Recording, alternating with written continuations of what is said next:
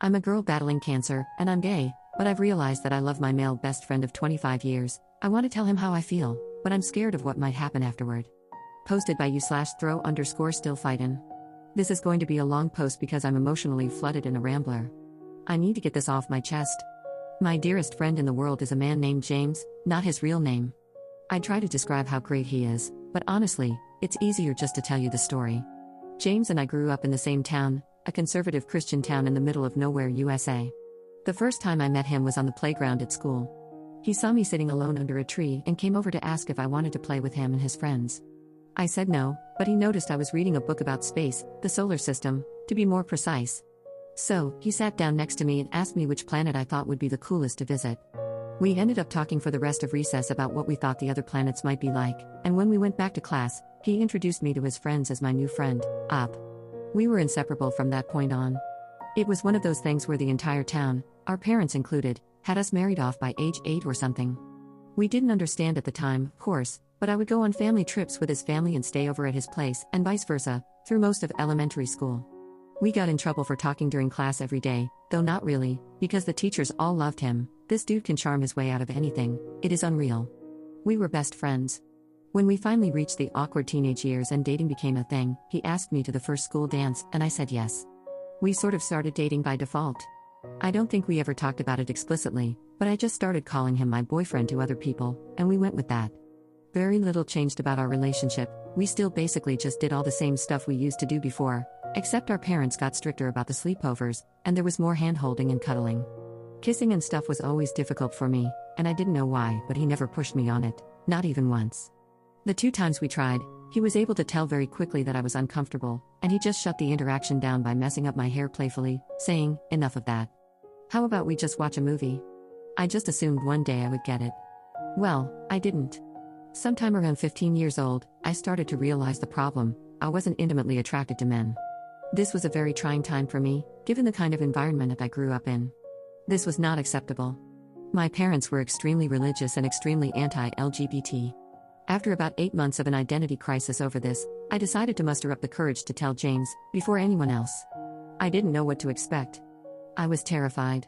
I went over to his house trembling. He had done what he always did, made my favorite snacks and got the controllers and my favorite game, Diddy Kong Racing, ready to go. He opened the door, gave me a hug, and I came in. I was so scared. We sat down, and he looked at me for a second before putting his hand on mine and asking me what was wrong. So, I tried to tell him. I got halfway through the sentence, struggling to actually say, "I'm gay," before he just interrupted me and said, "You're gay." "Yes, I know, is there anything else?" followed by that goofy smile I love so much. I just froze in place. I asked him if he was mad, and he just laughed and told me he loved me the way I was and that this was the way I was. I just started crying and jumped into his arms. It felt like 10 minutes, at least, before he finally interrupted me in characteristic fashion, remarking, "However, I will be mad if you let the pizza rolls I made get cold, so how about we stop crying and start eating?" We stayed best friends after that. We never actually had a breakup talk, but we did start to date other people. We talked and hung out almost every day until we graduated and he went away to a big-name college. The night before he left, he came and picked me up, and we drove around town, hitting all our favorite spots. He drove me back home at 3 a.m. in the rain. I took his hand during the drive and fell asleep on his shoulder. I remember wondering then for a moment if I should just marry him anyway. But he was going away to college, and I'm not attracted to men, so it probably couldn't work, no matter how I felt about him otherwise. He promised to stay in touch, but I didn't know if that would happen. Well, it did. Obviously, it wasn't like before, but he made sure to call me every week just to check up on me and see how things were going. I went to college close to home. We'd talk about how hard college was, whoever we were dating at the time, and whatever drama was going on. During his junior year, my parents found out that I was gay. They did not react well, and I was basically kicked out of my home to save me, my dad going on about me needing Jesus's 40 days in the desert like a lunatic. My parents are good people, so this didn't last, and they have more than made it up to me since, working hard to unlearn their bad programming. But that was an awful time. I did what I always do and called James. He talked to me for about an hour, then got his mom to drive up to get me so I could stay in his old room. Then he flew home the next day pretty much just to cheer me up and make sure I was all right. Vintage driving around in circles, singing like idiots, and 2 a.m. junk food runs did the trick. I later found out from my mom that he had also gone and confronted my parents, stood up for me, and told them they should be ashamed of themselves and that if they were willing to lose their daughter over this, They were unfit parents and not the second family I thought you were. My parents worship him, so this was effective, and my mom still tells this story to this day. Once again, I remember wondering at the time, will I ever know anyone else in my life who would do this for me? But he was heading back to college, and he was still a man. So I didn't do anything. Years went by. He got married. I got a long-term girlfriend. We stayed close the entire time. We saw each other a lot less, but it was still great every time he visited, and we had frequent texts and calls. I looked forward to his visits all year. And then tragedy struck. His wife divorced him. I never liked her, but he did. I think she used him for a green card, and he was too sweet to notice, but that's neither here nor there.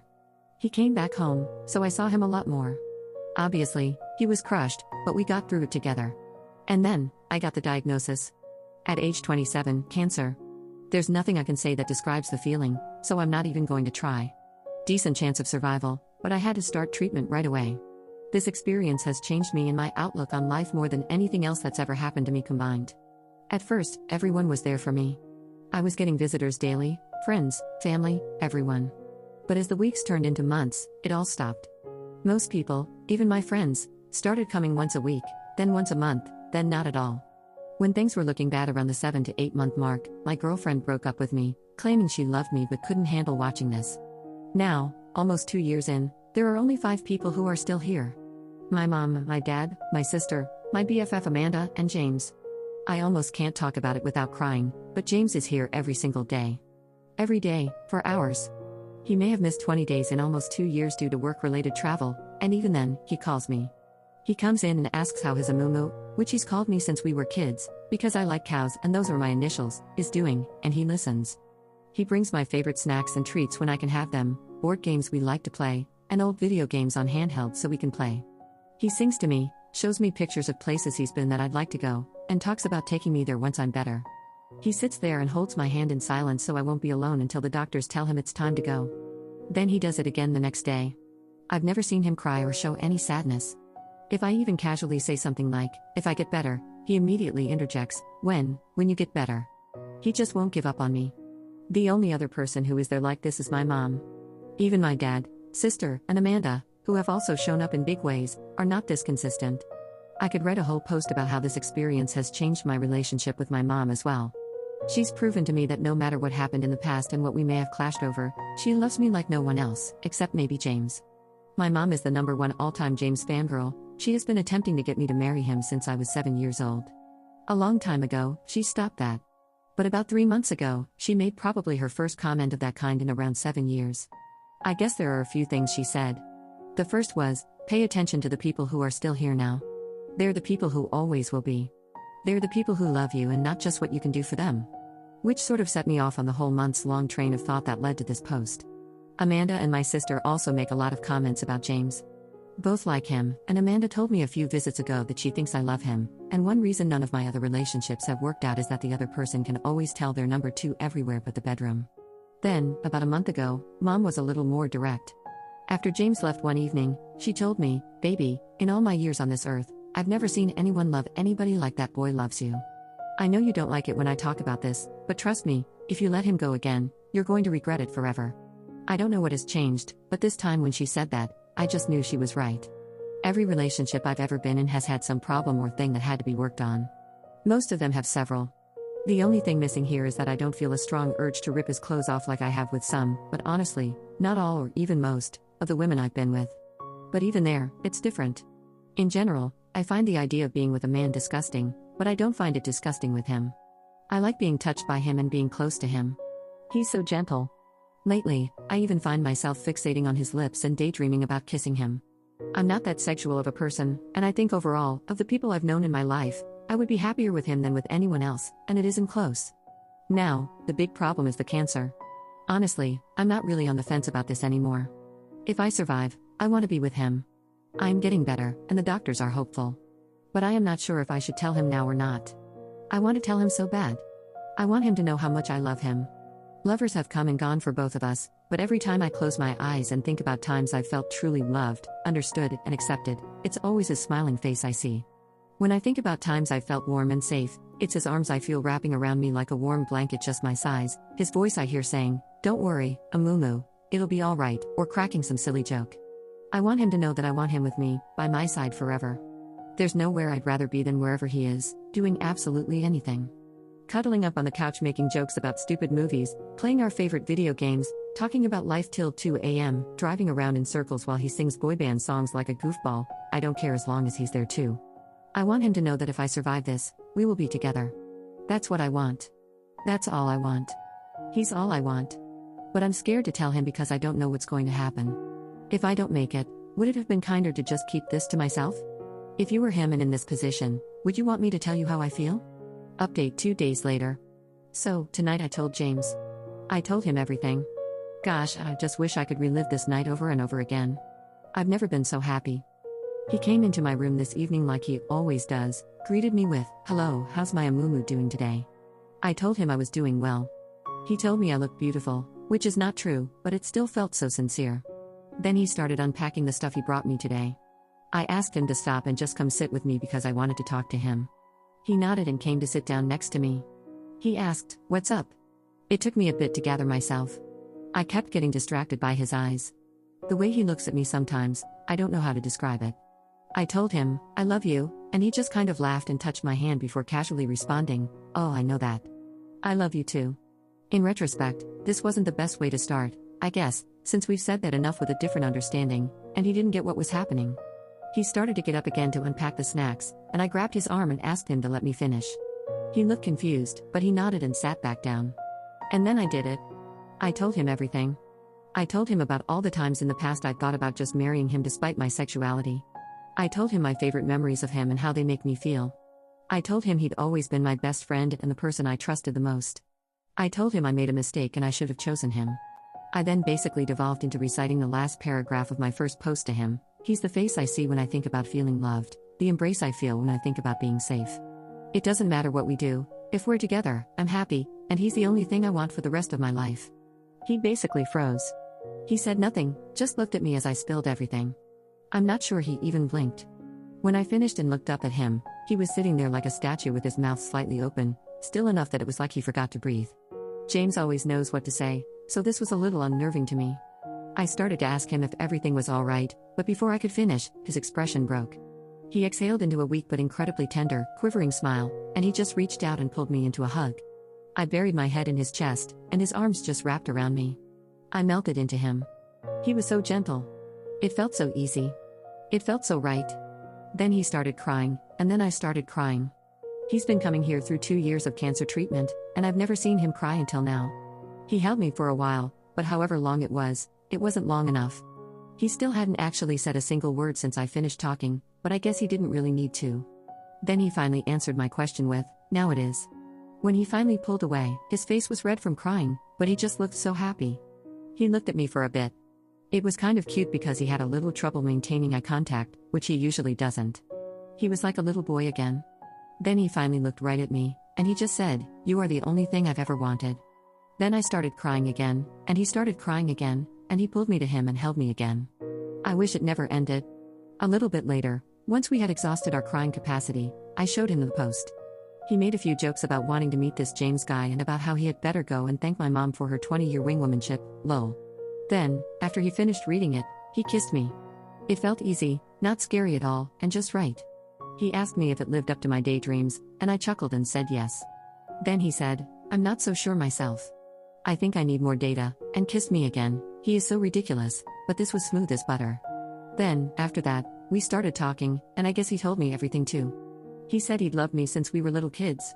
He told me he still has every drawing, letter, and craft I ever made for him in a safe that he took with him to college and has taken everywhere he's ever lived.